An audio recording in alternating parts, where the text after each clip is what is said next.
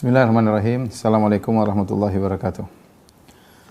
Alhamdulillahi ala ihsani wa syukru lahu ala taufiqihi wa amtinanihi wa asyhadu an la ilaha illallah wahdahu la syarika lahu ta'ziman li sya'ni wa asyhadu anna Muhammadan abduhu wa rasuluhu da'ila ridwani. Allahumma salli alaihi wa ala alihi wa ashabihi wa ikhwani. Para ikhwan dan akhwat, bapak dan ibu yang dirahmati Allah Subhanahu wa taala, jamaah Masjid Tarbiyah Cilandak yang dimuliakan oleh Allah Subhanahu wa taala. Pada kesempatan kali ini kita melanjutkan pembahasan kita tentang Ghazwah Bani Quraidah, yaitu perang melawan Bani Quraidah. Sebagaimana sudah kita jelaskan pada pertemuan-pertemuan yang lalu, dalam perang Ahzab, Bani Quraidah melakukan pengkhianatan di mana mereka memutuskan perjanjian damai antara mereka dengan Nabi Shallallahu alaihi wasallam. Kemudian mereka bekerja sama dengan orang-orang kafir Quraisy dan Ahzab untuk menjatuhkan kota Madinah. Dan akhirnya sebagaimana kita sampaikan pada pertemuan lalu, akhirnya Al-Ahzab semuanya pada kabur dari kota Madinah, sementara Bani Quraidah tetap ada di kota Madinah. Ya. Maka saatnya Nabi SAW kemudian memerangi mereka. Sebelum Bani Quraidah, yang dahulu diusir dari kota Madinah adalah Bani Qainuqa. Bani Qainuqa diusir dari kota Madinah karena kesalahan yang mereka lakukan. Kemudian setelah itu Bani Nadhir. Bani Nadhir yang pimpinannya adalah Huyai bin Akhtab, bapaknya Safiyah. Ya, kemudian juga diusir karena mereka hendak membunuh Nabi SAW. Ketahuan, dikabarkan oleh malaikat Jibril. Akhirnya mereka pun diusir oleh Nabi SAW. Ya.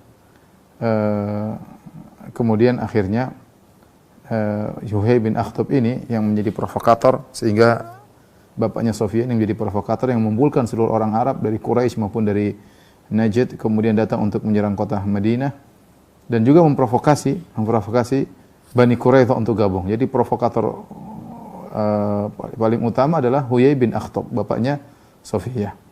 Dan pengkhianatan yang dilakukan oleh Bani Quraidah tidak sama dengan pengkhianatan yang dilakukan oleh Bani Qainuqa dan Bani Nadhir, berbeda. Bani Qainuqa mereka berkhianat bukan dalam kondisi genting. Bani Nadhir mereka juga berkhianat, ya, meskipun berat, ingin membunuh Nabi SAW, yaitu ada yang ingin melemparkan batu kepada Nabi SAW, ini juga berat. Tetapi ini tidak dalam kondisi genting. Berbeda dengan pengkhianatan Bani Quraidah.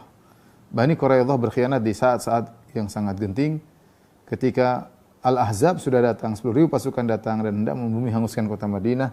Mereka berkhianat di saat-saat genting tersebut. Ini pengkhianatan yang sangat berbahaya. Oleh karenanya Nabi mensikapi mereka tidak sama seperti mensikapi Bani Qainuqa dan Bani Nadhir. Kalau Bani Qainuqa, Bani Nadhir cuma diusir, Bani Quraidah diperangi.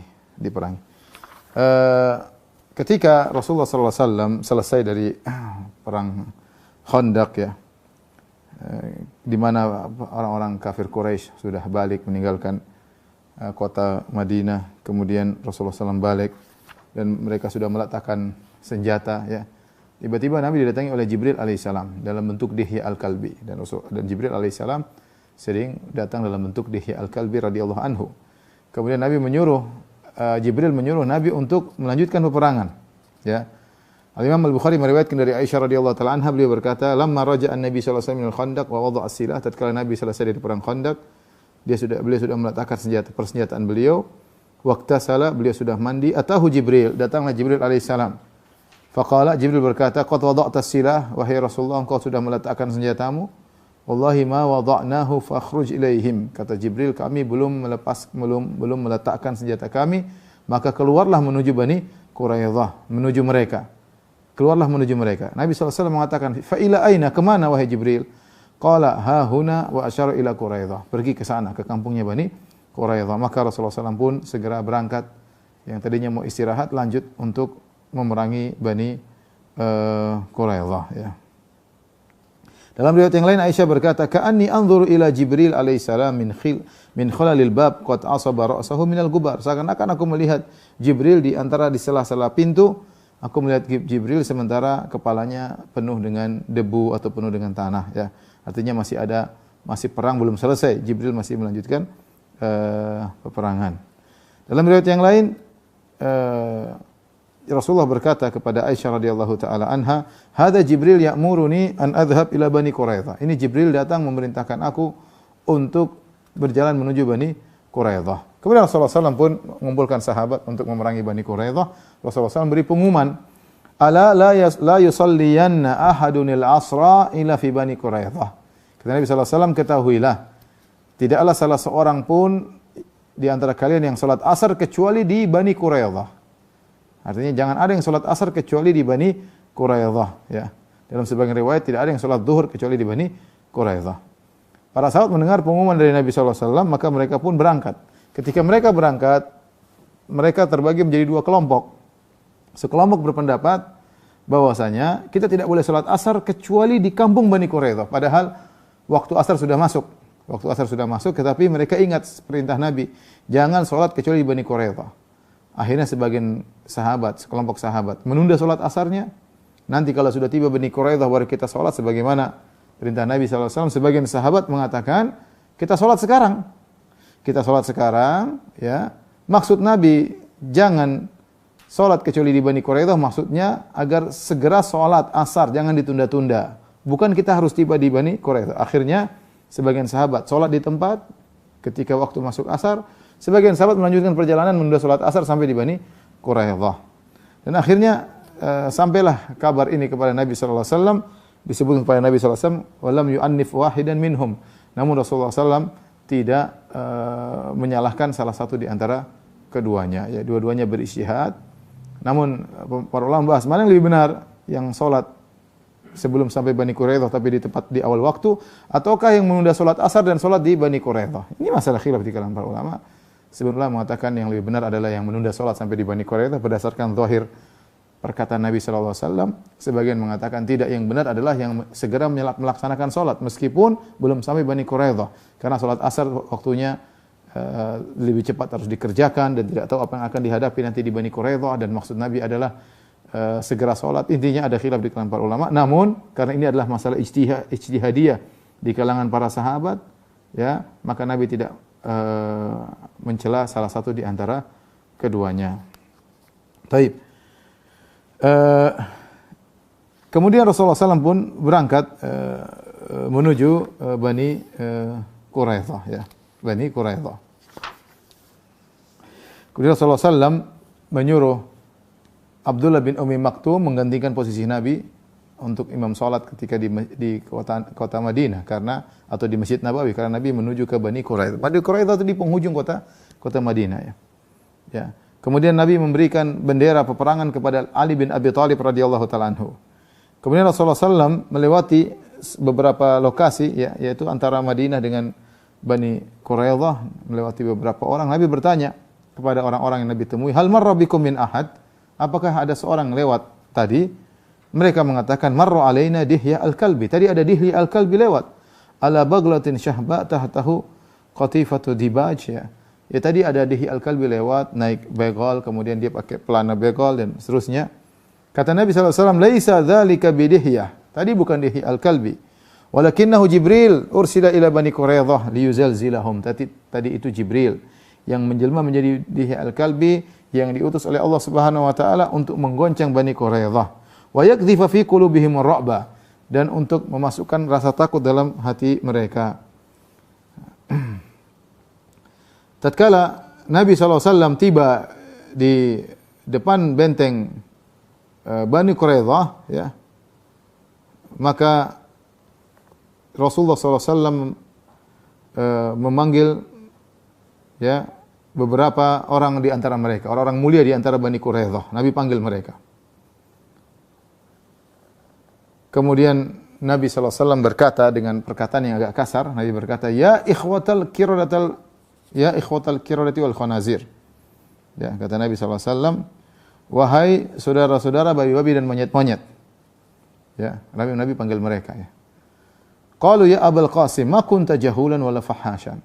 Wahai Abul Qasim, maksudnya Rasulullah. Orang Yahudi kemudian Bani Quraidah berkata, wahai Rasulullah, atau wahai Abul Qasim, maksudnya wahai Muhammad, kami tidak mendapati engkau berkata-kata kotor sebelumnya, berkata-kata kasar, ya. Ya, ini menunjukkan Nabi SAW marah kepada mereka karena sikap mereka sangat berbahaya bagi kota Madinah. Seandainya Al-Ahzab berhasil masuk kota Madinah, maka hancurlah seluruh umat Islam dan Islam selesai ketika itu. Ya. Maka Nabi sempat mengucapkan kata-kata yang agak kasar, ya, karena mereka tahu bahwa nenek moyang mereka dahulu atau saudara-saudara mereka dahulu ada yang pernah dirubah menjadi babi-babi dan monyet-monyet, maka Nabi mengatakan, ya ikhwatal qiradatil khanazir, wahai saudara-saudara monyet-monyet dan babi-babi. Kemudian Rasulullah pun mengepung mereka selama 25 hari. Sampai akhirnya kondisi mereka semakin sulit. Dan mereka tahu bahwasanya Rasulullah SAW tidak akan meninggalkan mereka. Ya, sampai menyelesaikan urusan dengan mereka. Akhirnya Ka'ab bin Asad, pimpinan Bani Quraidah berkata, ya kaum, qad nazala bikum minal amri ma tarawun. Wahai kaumku, lihatlah kita telah ditimpa dengan permasalahan besar yang kalian lihat. Wa inni aridun alaikum khilalan thalathan. Aku tawarkan kepada kalian 3 pilihan. Fakhudhu ayyaha syi'tum. Pilihlah satu dari yang 3 ini, terserah kalian pilih yang mana. Saya akan sampaikan 3 pilihan. Apa yang harus kita lakukan? Satu di antara 3 ini. Terserah pilih yang mana. Kata mereka, mahiyah, apa itu 3 pilihan?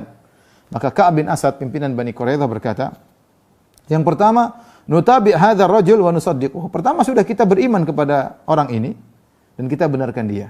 Fa wallahi laqad tabayyana lakum innahu nabiyyun mursal. Sungguh demi Allah, telah jelas bagi kalian dia nabi diutus oleh Allah. Wa innahu lalladzi tajidunahu fi kitabikum, dan dialah yang telah kalian dapati dalam Taurat, dalam buku kalian, kitab suci kalian, dia itulah Rasul, dialah Muhammad. Wa innahu alladzi basyara bihi Isa, dan dialah yang telah dikabarkan oleh Isa tentang datangnya Muhammad. Wa innakum la ta'rifuna sifatahu, kalian juga telah tahu sifat-sifatnya. Fata'manuna ala dimaikum wa amwalikum wa abnaikum wa nisaikum. Kalau kita masuk Islam, ikut Muhammad, selesai. Darah kita terjaga, harta kita terjaga, anak-anak kita terjaga, istri-istri kita terjaga. Kata mereka, fa'abau dzalik, mereka enggak mau. Enggak mau beriman kepada Arab. Mereka mau beriman kepada Bani Israel. Kesombongan, padahal mereka tahu. Ini sudah disampaikan sama pimpinan. Kita kan tahu dia nabi memang, tapi tidak ada yang mau beriman. Wa qalu la, kata mereka, kami tidak mau beriman. La nufarriqu hukmat Taurati abadan, kami tidak akan meninggalkan hukum Taurat selamanya. Wala nastabdilu bihi ghairahu, dan kami tidak mau ganti Taurat dengan yang lainnya. Enggak mungkin kami ganti Taurat dengan Quran, enggak. Kami tidak mau ganti. Pilihan pertama mereka tolak. Baik, pilihan kedua. Pilihan kedua. Kata Ka'ab bin Asad, fa idza abaitum alayya hadhihi fahalumma falnaqtul abna'ana wa nisa'ana thumma nakhruj ila Muhammadin wa ashabihi mustamitina fil qitali hatta yahkumallahu bainana wa bainahu. Kalau begitu pilihan kedua, mari kita bunuh anak-anak kita. Kita bunuh istri-istri kita, baru kemudian kalau anak kita sudah mati, istri kita sudah mati, kita pergi berperang lawan Muhammad. Dan kita cari mati di situ, lawan Muhammad, sampai Allah memutuskan mana yang menang antara kita dengan dia. Fa in nahlik lam natruk wara'ana syai'an nakhsha alaihi. Kalau kita meninggal, sudah tidak ada yang kita tinggal. Beda kalau kita perang, kita meninggal, kasihan anak-anak kita, kasihan istri-istri kita, maka kita bunuh mereka aja dulu, baru kita perang lawan Muhammad. Wa inna ghlib falan nu'daman nisa wal abna. Kalau kita menang, nanti kita bisa cari anak-anak yang lain, cari istri-istri yang baru. Fa abau dzalik, kata mereka, enggak, ini pilihan kedua berat juga. Enggak. Wa qalu naqtul haula'il masakin, kita bunuh orang kasihan-kasihan itu, anak-anak dan wanita kita bunuh, enggak. Fama khairul aishi ba'dahum, kalau mereka sudah meninggal, apalagi kehidupan yang baik kalau istri dan anak kita sudah meninggal dunia. Pilihan kedua mereka tolak.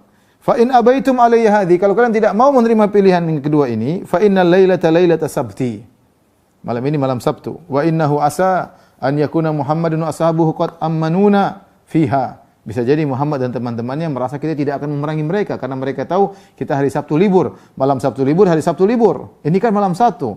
Bisa jadi Muhammad tidak tahu kita akan menyerang mereka karena mereka menyangka kita dalam kondisi libur. Fanzilu la'allana nusibu min Muhammadin ashabihi ghirratan. Mari kita turun keluar dari benteng kita, kita serang Muhammad tiba-tiba, siapa tahu dia sedang lalai. Fa abaw dzalik, mereka tidak mau. Kata mereka, nufsidu sabtana alaina. Ya, kita mau rusak aturan Sabtu kita. Selama ini kita selalu memuliakan hari Sabtu, malam Sabtu, sekarang kita mau merusak, bikin peperangan di hari Sabtu. Wa qad alimta ma fa'ala Allahu fil ladzina i'tadaw fi sabti minal masakhi. Dan kau sudah tahu, wahai Ka'ab bin Asad, pimpinan Bani Quraidah, apa yang telah menimpa nenek moyang kita, saudara-saudara kita sebelumnya ketika mereka melanggar hari Sabtu, Allah rubah mereka menjadi monyet-monyet dan babi-babi. Ka'ab bin Asad berkata, pimpinan mereka, ma bata rajulun minkum mundu waladathu ummuhu lailatan wahidatan minad dahri haziman. Sungguh tidak seorang pun dari kalian yang tegas Sejak dilahirkan oleh ibunya sampai sekarang tidak pernah kalian tegas. Disuruh kasih 3 pilihan kalian bingung semuanya. Ya. Ada seorang namanya Amr bin Sa'di Al-Quradhi, dia salah seorang dari Bani Quraidah. Ya, dia tidak ikut dengan mereka. Dia mengatakan, wahai ma'syar Yahud, wahai kaum Yahudi sekalian, kalian telah bersumpah membuat perjanjian damai dengan Rasulullah apa yang telah kalian janjikan kepada beliau. Bahwasanya kalian tidak akan menolong musuh yang datang ke kota Madinah yang menyerang Rasulullah sallallahu alaihi wasallam. Ya, dan kalian akan membela Muhammad kalau diserang dari luar. Namun kalian sekarang membatalkan janji kalian yang telah kalian buat antara kalian dengan Muhammad. Maka aku tidak akan masuk dalam pembatalan tersebut dan aku tidak akan ikut serta bersama kalian dalam pengkhianatan kalian. Ya, fa in abaitum an tadkhulu ma'ahu, kalau kalian tidak mau masuk Islam maka tetaplah kalian di atas Yahudiyah dan bayarlah jizyah. Wallahi ma adri yaqbaluha am la. Saya tidak tahu apakah Muhammad masih mau menerima jizyah atau tidak setelah pembatalan ini. Ya. Kata mereka orang Yahudi dengan sombongnya, nahlu nukirru lil arabi bi kharaj. Kami tidak akan beri pemberian kepada orang Arab, enggak. Sombong jadi Yahudi, sombong. Dalam kondisi terdesak masih sombong, enggak. Untuk kasih pemberian kepada orang Arab, enggak. Ya. Al-qatlu khairun min dzalik, lebih baik kami mati daripada harus bayar jizyah kepada Muhammad. Ini perkataan mereka. Kata Amr bin Sa'di Al-Quradhi, fa inni bari'un minkum. Aku berlepas diri dari kalian. Dia kharaj, maka dia pun keluar, ya, dia keluar meninggalkan mereka, ya. Kemudian akhirnya orang Yahudi menulis surat kepada Rasulullah sallallahu alaihi wasallam. Mereka minta agar mereka dibiarkan meninggalkan kota Madinah dengan membawa barang-barang mereka dipikulkan di atas onta kecuali alat-alat perang. Sebagaimana yang Rasulullah pernah hukum kepada Bani Nadir. Bani Nadir ketika diusir oleh Nabi sallallahu alaihi wasallam, mereka boleh bawa, satu orang boleh bawa sukutan onta, terserah mau bawa apa, yang penting alat-alat perang, pedang, panah, tombak, semuanya harus ditinggal. Nah, orang-orang Bani Quraidah menawarkan kepada Rasulullah, bagaimana kalau kami juga seperti itu? Ya, kami akan pergi meninggalkan kota Madinah. Kami tidak bawa senjata, tapi barang-barang kami bawa. Fa'aba Rasulullah sallam, Rasulullah tidak mau. Karena sikapnya beda. Pengkhianatan mereka berbahaya, tidak seperti Bani Qainuqa dan juga tidak seperti Bani Nadir. Kemudian mereka mengirim lagi surat kedua kali kepada Nabi sallallahu alaihi wasallam, permohonan kepada Nabi. Ya, kata mereka, kami sudah keluar kosongan, tidak usah bawa harta, tidak bawa senjata, tidak bawa harta sama sekali. Ya, kami keluar kosongan dari kota Madinah. Rasulullah juga tidak mau. Ya, Rasulullah mengatakan, tidak mau, kalian harus ikut hukumku, kata Rasulullah sallallahu alaihi wasallam. Ya, tatkala mereka lihat Nabi tidak bergeming, tidak merubah keputusannya, harus ikut hukum Rasulullah sallallahu alaihi wasallam, sudah mereka tawarkan 2 pilihan, Nabi tidak mau. Akhirnya mereka berusaha berkontak dengan hulafa mereka, yaitu suku Aus. Jadi dahulu ada suku Aus, suku Khazraj. Ini kan suku Aus, suku Khazraj. Suku Aus, suku Khazraj suka bertengkar. Mereka anak-anak Banu Qailah, ada nenek moyang mereka, orang wanita namanya Qailah, ya. Dan suku Aus, suku Khazraj bersaudara, tapi mereka perang saudara. Dan mereka tinggal di kota Madinah. Di kota Madinah ada Yahudi, ada Bani Quraidah, ada Bani Nadir, Bani Qainuqa. Nah, suku Al-Khazraj mereka bersekutu dengan Bani Nadir. Suku Aus bersekutu dengan Bani Quraidah. Ketika Bani Nadir diusir, mau diperangi, suku Khazraj yang dipimpin oleh Abdullah bin Ubay bin Salul datang kepada Nabi, ya Rasulullah, ini Bani Nadir adalah hulafa kami, sekutu kami ketika di zaman jahiliyah. Janganlah kau perangi mereka, sudah biarkan mereka pergi. Akhirnya Nabi mengizinkan. Nah, sekarang Bani Quraidah dahulu adalah sekutunya suku Aus ketika belum Islam. Maka mereka ingin minta tolong kepada suku Aus, ya, agar Nabi tidak memberi membunuh mereka atau keputusan yang tidak mereka sukai. Akhirnya mereka kirim surat kepada Nabi. Kata mereka, "Ib'ats ilaina Abu Lubabah bin Abdul Munzir." Ya Muhammad, Abul Qasim, kirimkan kepada kami Abu Lubabah. Kami ingin diskusi dengan dia. Abu Lubabah dari suku Aus. Ya, linastashirahu fi amrina. Kami ingin diskusi. Dan dulu Abu Lubabah termasuk sekutu mereka di zaman jahiliyah. Maka Rasulullah SAW pun mengirim Abu Lubabah. Tatkala Abu Lubabah masuk ke benteng mereka, maka berdirilah para lelaki Yahudi, pembesar-pembesar Yahudi menyambutnya. di depan dia, kemudian diperlihatkan wanita-wanita, anak-anak menangis di depan Abu Lubabah. Abu Lubabah tersentuh melihat, kasihan melihat wanita-wanita menangis, anak-anak menangis. Kemudian mereka bertanya, "Ya Abu Lubabah, atara ananzil ala hukmi Muhammad?" Wahai Abu Lubabah, menurutmu apakah kita ikut hukumnya Muhammad? Mereka tidak tahu hukumnya Nabi apa. Yang jelas mereka tawarkan, "Ya Rasulullah, kita keluar tidak bawa senjata." Rasulullah enggak mau. "Ya Rasulullah, kita keluar tanpa bawa apa-apa." Rasulullah tidak mau. Mereka bingung Muhammad mau beri keputusan apa. Sehingga mereka bertanya kepada Abu Lubabah, "Ya Abu Lubabah, kau kan dulu sahabat kami di zaman jahiliyah, zaman dahulu. Menurutmu apakah kami ikut aturannya Muhammad?" Kata Abu Lubabah, "Na'am, ikut." Wa asyara bi yadi ila halqihi, dan dia kasih isyarat begini. Abu Lubabah tahu Rasulullah ingin membunuh mereka. Ketika Abu Lubabah beri isyarat begini, iya, hukumnya Muhammad begini. Dia kasih tahu dengan isyarat. Ini kalian akan dipenggal. Ketika Abu Lubabah beri isyarat seperti ini, karena tadi dia kasihan. Jadi Yahudi sudah menyiapkan kondisi, anak-anak nangis, wanita-wanita nangis, dia kasihan. Maka dia kasih tahu, ya ikut. Nggak mungkin dia bilang nggak ikut Rasulullah. Ya ikut keputusan Muhammad.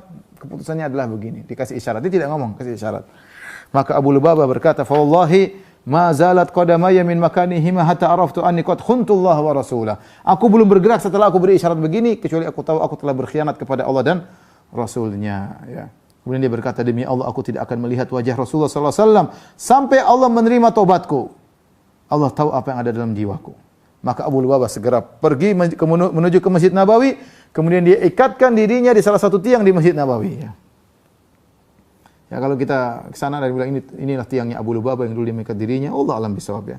Dia mengikatkan dirinya salah satu tiang dari tiang Masjid Nabawi, ya, yang tatkala terbuat dari batang korma, dan dia tidak datang kepada Rasulullah SAW. Dia malu ketemu Rasulullah SAW. Dia merasa telah berkhianat kepada Allah dan Rasulnya.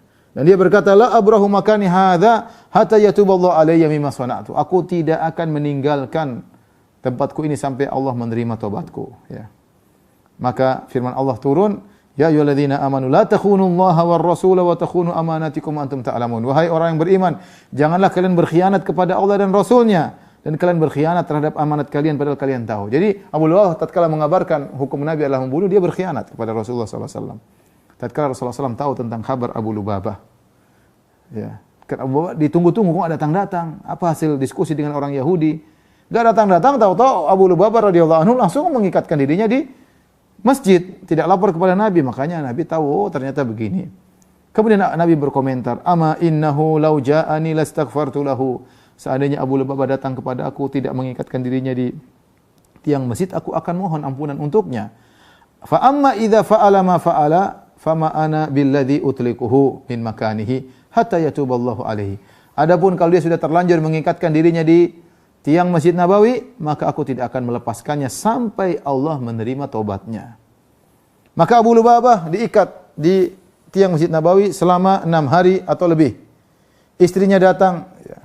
Kemudian ketika waktu sholat istrinya buka, dia sholat berjamaah. Kemudian diikat lagi oleh istrinya. Istrinya melayaninya, kasih makan mungkin, kasih ikat mungkin mana ke toilet. Tapi intinya istrinya yang melayani dia mengikatnya. Terus sampai akhirnya setelah 6 hari atau lebih, turunlah firman Allah Subhanahu wa taala, "Wa akharuna i'tarafu bi dzunubihim khalatu amalan salihan wa akhara sayyi'an asallahu an yatuba 'alaihim innallaha ghafurur rahim." Dan sebagian orang mereka mengakui dosa-dosa mereka.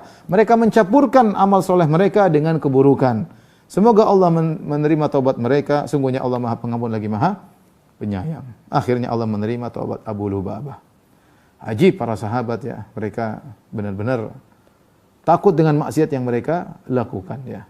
Sehingga Abu Lubabah langsung mengikat dirinya, ya, malu ketemu Nabi sallallahu alaihi wasallam, dan akhirnya Allah menerima taubat Abu Lubabah. Tatkala pengepungan ya, semakin kuat ya, kemudian kondisi orang Yahudi Bani Quraidah semakin parah, ya, maka mereka pun akhirnya terpaksa ridha, mau tidak mau terpaksa untuk ngikut hukum Rasulullah sallallahu alaihi wasallam. Ya. Padahal Abu Lubabah sudah kasih isyarat, tapi mereka mau bagaimana lagi? Ya. Ya. Allah telah melemparkan dalam hati mereka rasa takut yang luar biasa. Hancurlah ya keberanian mereka, semua hancur, lebur dari diri mereka. Mereka udah pasrah, mau dibunuh mau apa terserah. Ya. Dan mereka menjadi lebih takut lagi ketika Ali bin Abi Thalib sudah mendekat mereka. Ali bin Abi Thalib kemudian berteriak, "Ya katibatal iman," wahai pasukan. Nabi ada pasukan-pasukan berkumpul. Kemudian dia pun maju bersama Zubair bin Awam. Ya, kemudian Ali berkata, "Wallahi la adzuqanna ma dzaqa Hamzatu aw la aftahanna hisnahum." Ya, demi Allah aku akan merasakan kematian atau aku akan menyerang mereka, membuka benteng mereka. Cuma dua pilihan. Saya akan masuk menguasai benteng mereka atau aku mati. Sebagaimana Hamzah telah meninggal dunia. Dan ini didengar oleh mereka dan mereka akhirnya takut. Berarti Ali sudah sungguh-sungguh, bahkan sudah bawa pasukan, katibatul iman, pasukan iman, kemudian siap masuk, mati, menang atau mati. Itu saja, tidak ada pilihan lain. Akhirnya mereka pun takut, orang Bani Quraidah, akhirnya mereka pun mengikut hukum Rasulullah SAW. Maka Rasulullah SAW memerintahkan agar mereka diikat semua tangannya, ya, kemudian ditaruh di pojok. Ya. Ya, ada yang mengatakan jumlah mereka 400 orang, ada yang mengatakan 700 orang, laki-laki, ada yang 400, ada yang 500, ada yang 700. Yang perempuan, anak-anak kecil dipisah, ya, di sisi yang lain. Jadi yang pemuda-pemuda yang ikut bisa berperang sekitar 400 sampai 700. Datanglah kaum Aus, suku Aus. Tadi saya katakan suku Aus di zaman jahiliyah dahulu teman baiknya suku Bani Quraidah. Mereka saling kerjasama untuk melawan saudara mereka suku Khazraj. Karena suku Khazraj sering bertikai di zaman dahulu. Ketika mereka melihat sekutu mereka Bani Quraidah yang dulu bersahabat dengan mereka di zaman dulu dalam kondisi demikian, maka mereka pun datang, suku Aus datang kepada Nabi, mereka berkata, "Ya Rasulullah, innahum kanu mawaliyana wa hulafa'ana." Ya Rasulullah, mereka dahulu adalah penolong-penolong kami, mereka dulu sekutu-sekutu kami, membantu kami dalam peperangan, oleh musuh datang mereka bantu kami ya Rasulullah. Wa qad fa'alta fi mawali ikhwanina al-Khazraj ma aqad alimta. Ya Rasulullah, ketika kau mensikapi Bani Nadir, engkau maafkan mereka dan engkau suruh mereka keluar. Dan Bani Nadir adalah sekutunya suku Khazraj. Nah sekarang demikian juga Bani Qainuqa adalah saudara-saudaranya, sekutunya suku Khazraj. Kau telah berbuat baik kepada mereka. Ya. Sekarang bagaimana kalau kau lakukan itu lagi kepada Bani Quraidah?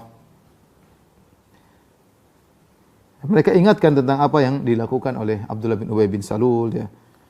Kemudian Aus menyangka, saudara-saudara kaum Ansar dari suku Aus menyangka Rasulullah SAW juga akan memberikan keringanan sebagaimana Rasulullah pernah berikan keringanan kepada suku Bani Qainuqa atau Bani Nadir karena mereka adalah sahabat-sahabatnya dahulu suku Khazraj. Ternyata tidak. Ya.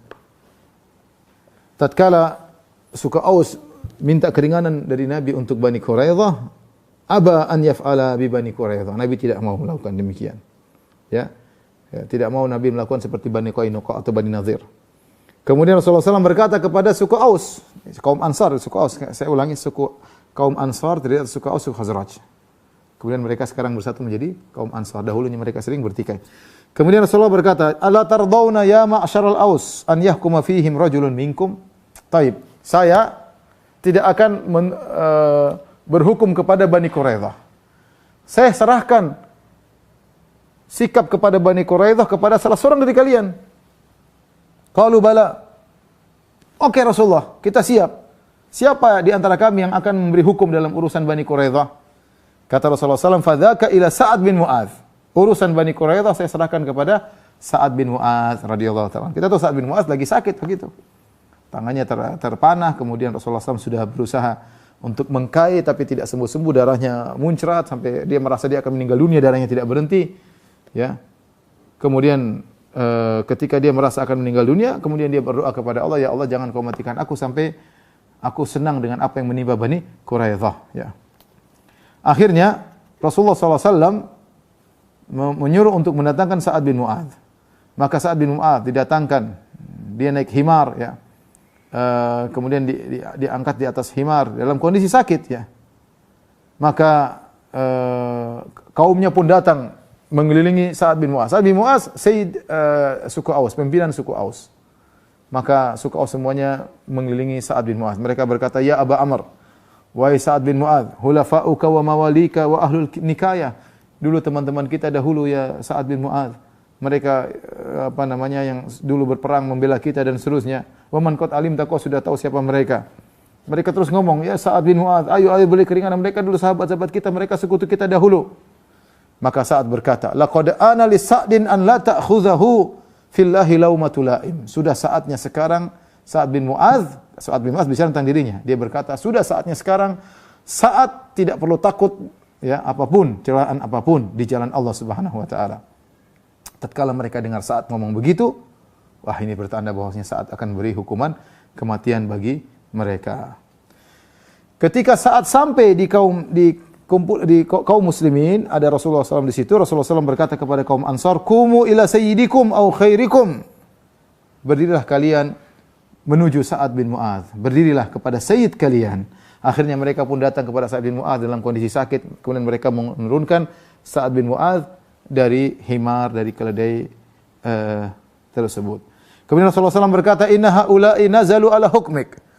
Wahai Sa'ad bin Mu'adz, sungguhnya mereka orang-orang Bani Quraidah, mereka aku serahkan hukumnya kepadamu. Terserah kau mau apakan. Apa kata Sa'ad bin Mu'adz? Fa inni ahkumu fihim an tuqtala muqatilatuhum. Hukumku yang mereka muda-muda semua selain wanita dan anak-anak dibunuh. Wa tusba dhararihim. Adapun wanita-wanita mereka dijadikan tawanan. Wa tuqassam amwaluhum. Adapun harta mereka dibagi-bagi. Jadi ghanimah.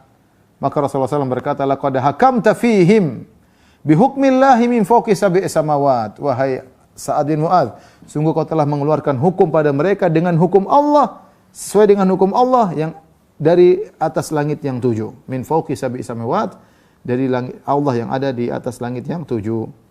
Ya, kemudian akhirnya dijalankanlah hukum Sa'ad bin Mu'adz radhiyallahu taala anhu. Maka setelah mereka dikumpulkan, digalilah sebuah lubang di pasar kota Madinah. Kemudian diambillah dari mereka arsalan, yaitu sekelompok-sekelompok, diambil sekelompok, kemudian dipenggal, dilemparkan dalam khandak tersebut, dalam parit tersebut. Kemudian diambil lagi terus, dibunuh lagi ya, karena mereka memang berhak untuk dibunuh.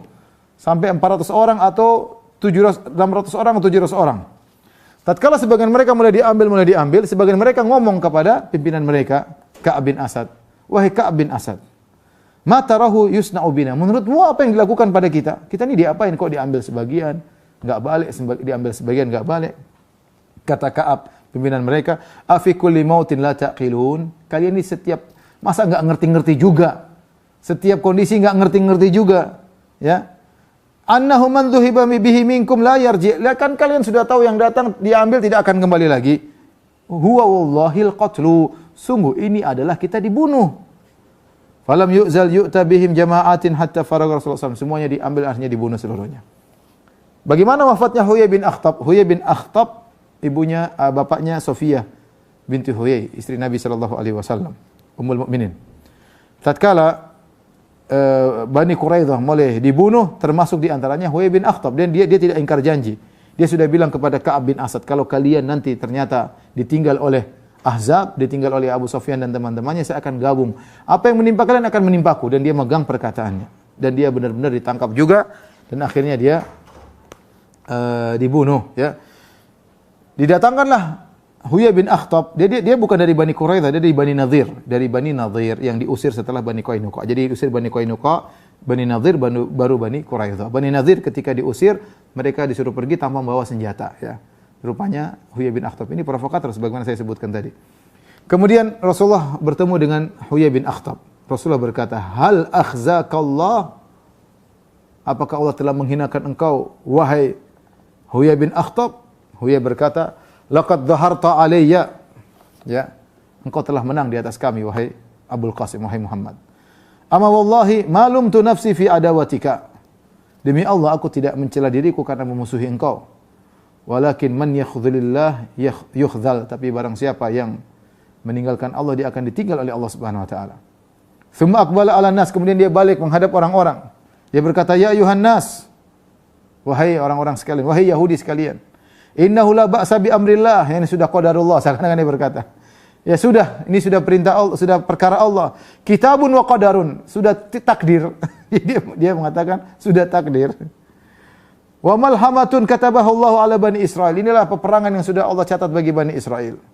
Dia ngomong begitu. Ya, seakan-akan dia menenangkan, dia sudah takdir, mau diapain. Ya. Tsumma duriba unuquhu la'natullah. Maka dipenggalah kepalanya oleh kaum muslimin, ya. Adapun para wanita tidak ada yang dibunuh tentunya. Islam ketika berperang tidak dibunuh anak-anak, tidak bunuh para wanita kecuali seorang wanita yang dia melakukan kesalahan, mungkin dia ikut serta dalam peperangan, akhirnya dibunuh oleh kaum muslimin, ya, kaum muslimin. Ya. Ada seorang namanya Atiyah Al-Quradhi. Atiyah Al-Quradhi dia ditangkap oleh pasukan kaum muslimin. Kemudian ketika mau dibunuh, Rasulullah SAW, anak-anak remaja-remaja, Rasulullah SAW suruh periksa. Kalau memang ternyata sudah dewasa, di antara bentuk tahu dia dewasa atau tidak, dilihat bulu kemaluannya. Kalau bulu kemaluan sudah tumbuh, maka dewasa dan dibunuh. Kalau bulu kemaluannya belum tumbuh, berarti belum dewasa, tidak dibunuh. Ya.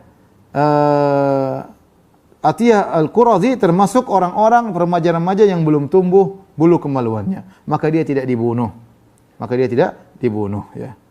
Atiyah Al-Quradhi pernah berkata, dan dia masuk Islam, kuntu fi man hakama fihim Sa'ad bin Mu'adz. Aku termasuk orang yang dihukum, mendapatkan hukumannya Sa'ad bin Mu'adz.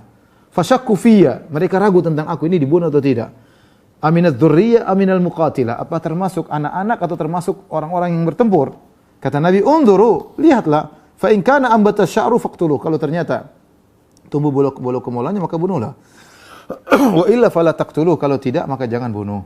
Mereka pun periksa diriku, ternyata mereka dapati bulu kemaluanku belum tumbuh, maka aku pun dibiarkan. Adapun Amr bin Sa'di Al-Quradhi, tadi seorang Yahudi yang mengatakan, wahai kaum Yahudi sekalian, kenapa kalian berkhianat kepada Rasulullah SAW, kepada Abul Qasim? Kalian tidak menolong dia, kalian malah menyerang dia. Aku tidak akan ikut dengan keputusan kalian. Apa yang terjadi pada dia? Maka dia pun tidak ikut Bani Quraidah, tidak ikut berkhianat kepada Rasulullah SAW. Maka dia pun pergi, ya, dibiarkan, tidak diganggu, ya, sampai dia suatu malam tidur di Masjid Nabawi sallallahu alaihi wasallam di Madinah di suatu malam. Setelah itu dia pergi dan tidak tahu dia pergi ke mana sampai hari ini. Maka Rasulullah SAW ketika ditanya tentang kondisi beliau, Rasulullah berkata, "Dzaka rajulun najahullahu biwafaihi." Itu adalah seorang yang Allah tolong gara-gara dia wafa, yaitu dia setia dengan janji, dia tidak mengingkari janji. Setelah itu Rasulullah sallallahu alaihi wasallam, ya, menyuruh untuk bagi-bagi ghanimah, ya, yang mereka dapatkan dari Bani Quraidah, ya. Kemudian di antara wanita-wanita yang ditawan ada namanya Raihanah, ya. Raihanah radhiyallahu taala anha. Kemudian Rasulullah SAW menawarkan Islam kepada Raihanah, tetapi dia tidak mau kecuali tetap dalam keyahudiannya.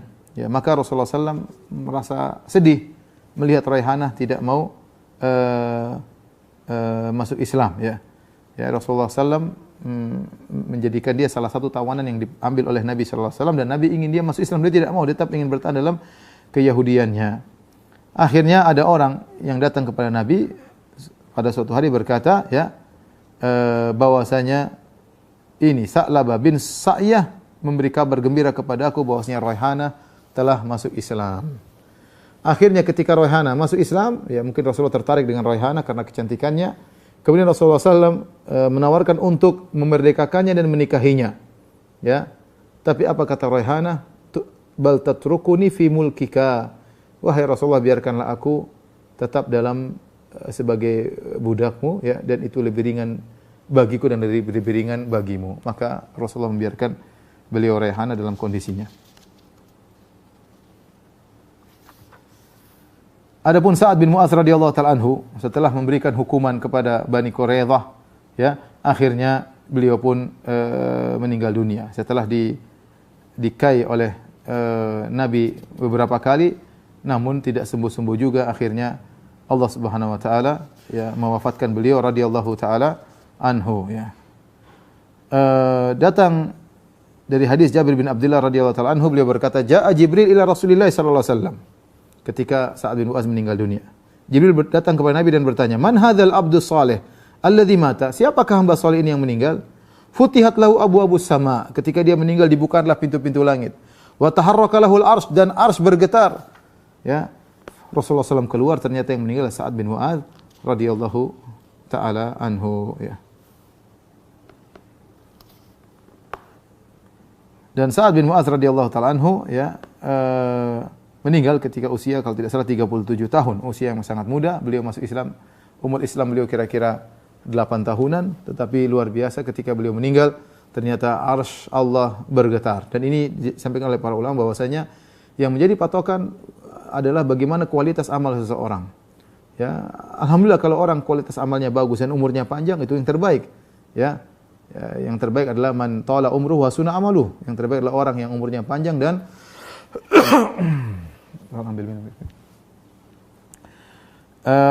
yang terbaik adalah orang yang umurnya panjang dan amalnya baik, maka itu adalah yang terbaik. Tapi kalau seorang umurnya pendek, ya, dia baru dapat hidayah, mungkin belakangan umurnya sudah tua, tetap saja dia berusaha memaksimalkan kualitas amalnya. Lihatlah Sa'ad bin Mu'adz radhiyallahu taala anhu hanya mendapatkan Islam, mungkin Islam beliau cuma 8 tahun, tapi ketika beliau meninggal maka arsy Allah bergetar karena hebatnya Sa'ad bin Mu'adz.